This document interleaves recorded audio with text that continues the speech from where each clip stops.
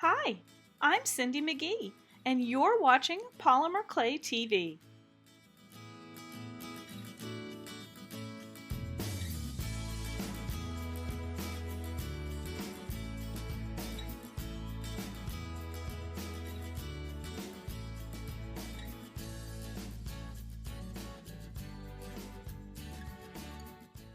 Today's veneer is inspired by this fabric I spotted on a recent shopping trip. The first step was to condition and roll some Primo Sculpey cadmium red hue in the pasta machine. This is how thick my sheet is. It was a number 5 on my Atlas machine. Now, in creating this veneer, I've used a lot of different silk screens, but you can use whichever silk screens that you may have if you don't have these to create something similar. My goal is to inspire you to try different ways to use your silk screens, different color combinations, etc. For the first set of flowers, I'm using this Love and Lace Heart silk screen from createalong.com.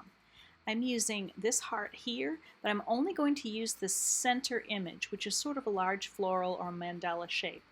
I'm going to randomly cover the surface of my clay sheet. You start by placing the silkscreen orange side down against the clay sheet, and I like to give it a little rub or a press just to make sure it's going to stay in place. I'm going to use black paint for the first steps, and this is DecoArt's Americana Multi-Surface Satin. I like this particular brand of paint because it's a little bit thicker and I have better results with it. Now, rather than silk screening in the traditional way, which would be to apply the paint and then scrape it over the surface and remove the silk screen, we're going to do just individual sections because I don't want all of the silk screen. I'm using a small paintbrush to apply the black paint to the areas that I do want to screen. You want to apply just enough pressure to make sure that that paint is transferring through the screen. And here's your first flower. Normally you would wash the silk screen right away so that you can use it again and the paint doesn't dry on, but I'm going to continue to silk screen these right away, so I'm not going to wash it in between.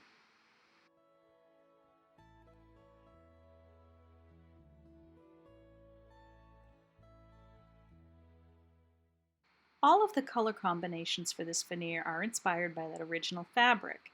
So for the next flower, I'm using 2 different colors to silkscreen. This silkscreen is my Cindi's Peacock silkscreen from Create Along, and I'm going to be using the sort of flower feather image. For this one, I'm using the black, but I'm also using some almond paint.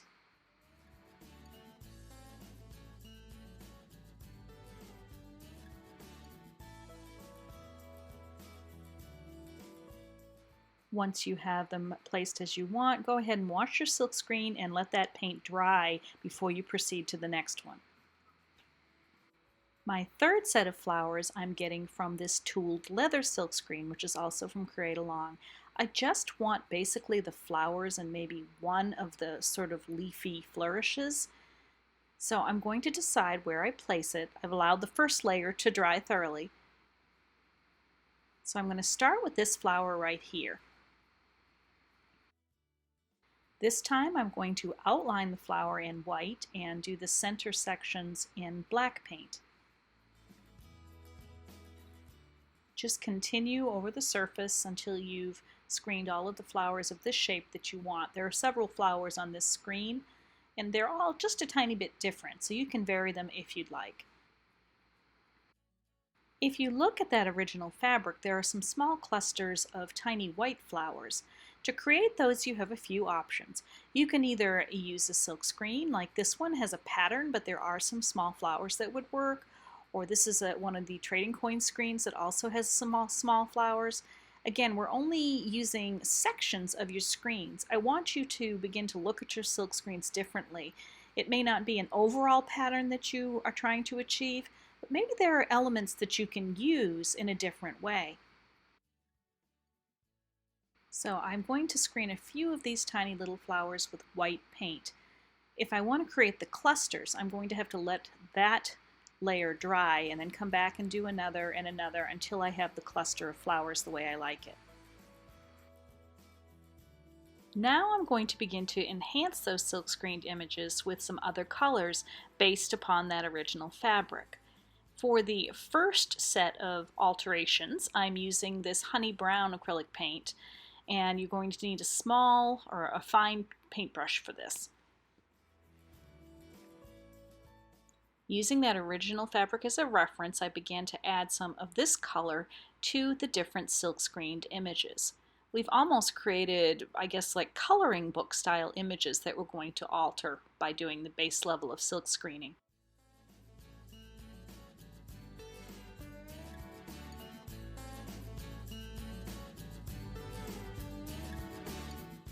Once I had all of those honey brown accents added to the flowers as I wanted based on that original fabric, I wanted to add some black detailing around some of the flowers that I silk screened. And to do that, I'm actually using a ball stylus, and I'm going to use the tip of it just to apply tiny spots of paint around the centers of the flowers. Once all of that paint was dry, it was time to come back and finish those clusters of white flowers. I could continue to add them using that silkscreen we started with, but I decided to give another route a try. And I'm using my ball stylus again and some more white paint, and I'm going to make simple 5-dot flowers in small clusters. You can see I also used the ball stylus to add some details to the centers of those first flowers we silk screened.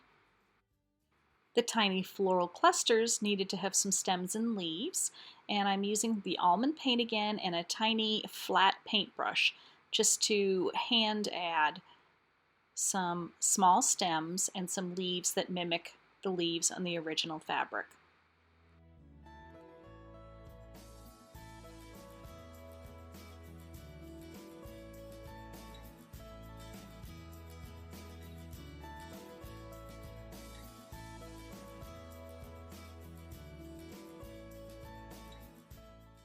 I used a itsy bitsy ball stylus.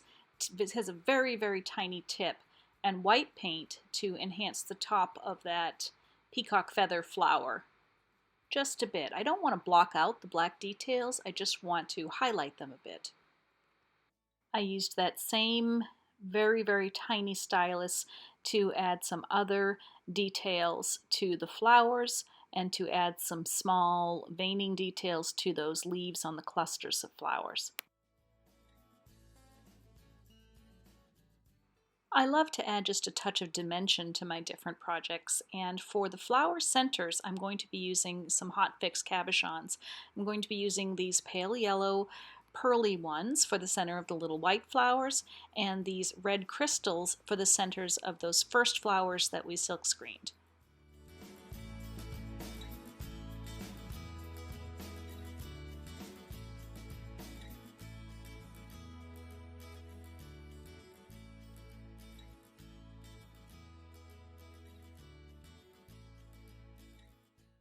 I decided to make a few pendants with my veneer.